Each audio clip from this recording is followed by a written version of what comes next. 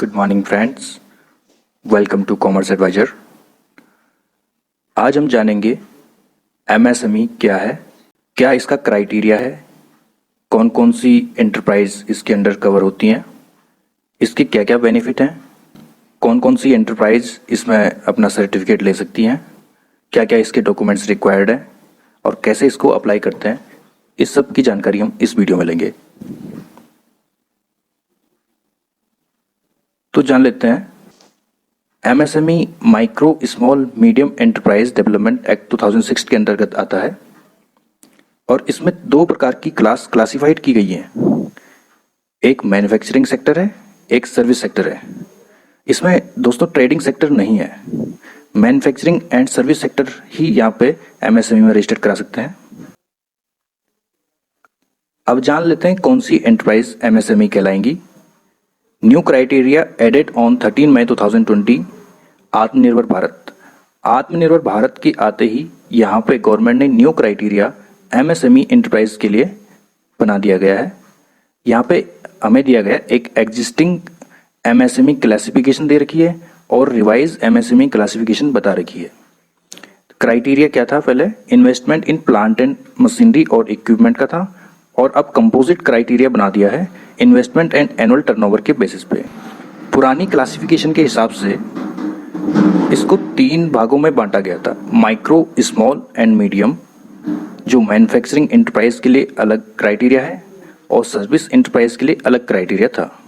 यहाँ पे manufacturing enterprise के लिए investment up to 25 lakh rupee, small के लिए investment up to 5 crore and medium के लिए इन्वेस्टमेंट अप टू 10 करोड़ थी। वैसे ही सर्विस सेक्टर के लिए इन्वेस्टमेंट अप टू 10 लाख थी। इन्वेस्टमेंट स्मॉल के लिए investment up to 2 crore and medium के लिए investment up to 5 crore.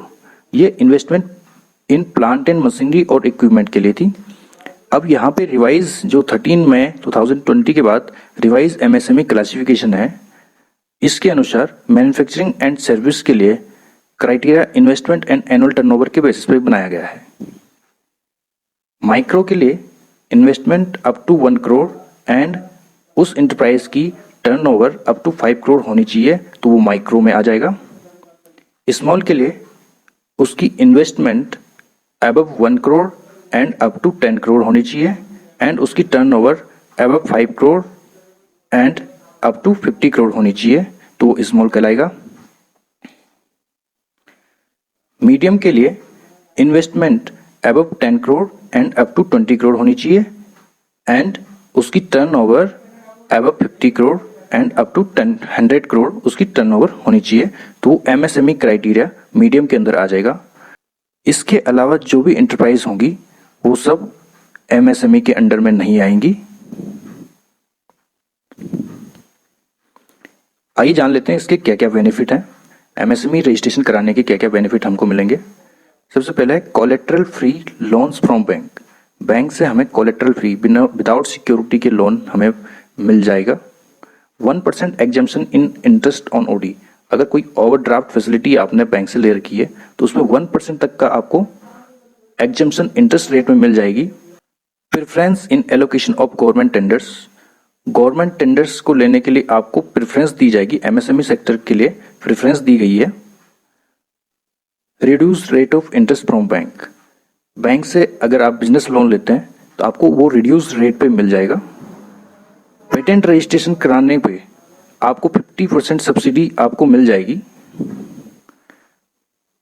Fast resolution of dispute. कोई डिस्प्यूट होता है तो ट्राइब्यूनल उसको फास्ट रिजॉल्व करने की कोशिश करेगा। Protection against delayed payment. अगर आपकी पेमेंट किसी डेटर्स के थ्रू डिलेड होती है आफ्टर 45 डेज, 15 डेज से 45 डेज के बीच में अगर आपको पेमेंट नहीं आती किसी डेटर से तो आप नॉर्मल बैंक रेट से 3 गुना इंटरेस्ट उस पर चार्ज कर सकते हैं। ये सिर्फ एमएसएमई सेक्टर के लिए ही है। Reimbursement of payment made to get ISO registration. अगर आप आईएसओ रजिस्ट्रेशन लेते हैं तो उस पर भी आपका एक्सपेंस लगता है, जो भी आपका खर्चा लगता है वो आप रिम्बर्समेंट करा सकते हैं। अगर आप अपने प्रोडक्ट्स के लिए बारकोड लेते हैं, बारकोड में रजिस्ट्रेशन कराते हैं तो उसकी कॉस्ट का 75% तक आप उसमें बेनिफिट पा सकते हैं। इलेक्ट्रिसिटी बिल में भी आपको काफ़ी कंसेशन मिल जाता है। आपको उसके लिए इलेक्ट्रिसिटी डिपार्टमेंट में एप्लीकेशन लगानी पड़ेगी। किस टाइप की ऑर्गेनाइजेशन यहाँ पे एमएसएमई रजिस्ट्रेशन ले सकती है? तो सबसे पहले है प्रोप्राइटरशिप। प्रोप्राइटर यहाँ पे रजिस्ट्रेशन ले सकते हैं। पार्टनरशिप फर्म ले सकती है, प्राइवेट लिमिटेड कंपनी ले सकती है, पब्लिक लिमिटेड कंपनी ले सकती है, एचयूएफ ले सकती है, कोऑपरेटिव सोसाइटी ले सकती है, एलएलपी ले सकती है, लिमिटेड लायबिलिटी पार्टनरशिप, ओपीसी ले सकती है, 1% कंपनी, सेल्फ हेल्प ग्रुप, जैसे कोई महिला समूह या कोई समिति बना लेता है तो वो लोग भी यहाँ पे रजिस्ट्रेशन करा सकते हैं, और अन्य प्रकार की कोई भी संस्थाएं यहाँ पे रजिस्ट्रेशन करा सकती हैं। Documents and information required. उद्योग आधार या एमएसएमई में रजिस्ट्रेशन करने के लिए आपको Aadhaar card, PAN card, valid email ID and mobile number की जरूरत पड़ेगी। सोशल कैटेगरी आपको सेलेक्ट करनी पड़ेगी, SC ST OBC जो भी है। नेम ऑफ एंटरप्राइज ऑफ और ऑर्गेनाइजेशन, अपनी ऑर्गेनाइजेशन का नाम, प्रीवियस रजिस्ट्रेशन डिटेल्स, अगर कोई प्रीवियस रजिस्ट्रेशन है तो उसकी डिटेल भी देनी पड़ेगी। Current address and account number, IFSC code, account number आपको देना पड़ेगा। करंट एक्टिविटी आप मैन्युफैक्चरिंग एंड सर्विस है। NIC code, national industrial classification code की जरूरत पड़ेगी, वो आप ड्रॉप डाउन लिस्ट से भी निकाल सकते हैं जब रजिस्ट्रेशन करेंगे। और कितने वर्कर आपकी ऑर्गेनाइजेशन में काम करते हैं ये डिटेल आपको देनी पड़ेगी। इसको अप्लाई कैसे करेंगे? आपको udyog-aadhar.gov.in ये गवर्नमेंट की ऑफिशियल वेबसाइट है, इस पे विजिट करना पड़ेगा और फॉर्म फिल करके आप इसमें रजिस्ट्रेशन कर सकते हैं। अगर आप इसके बारे में जानना चाहते हैं कि कैसे इसको उद्योग आधार को रजिस्ट्रेशन कर सकते हैं तो हमने इस पे पूरी एक वीडियो बनाई है। आप हमारे यूट्यूब चैनल पे MSME उद्योग आधार रजिस्ट्रेशन विद और विदाउट OTP नाम की एक वीडियो देख सकते हैं, उसमें पूरी डिटेल्स में हमने बताया है।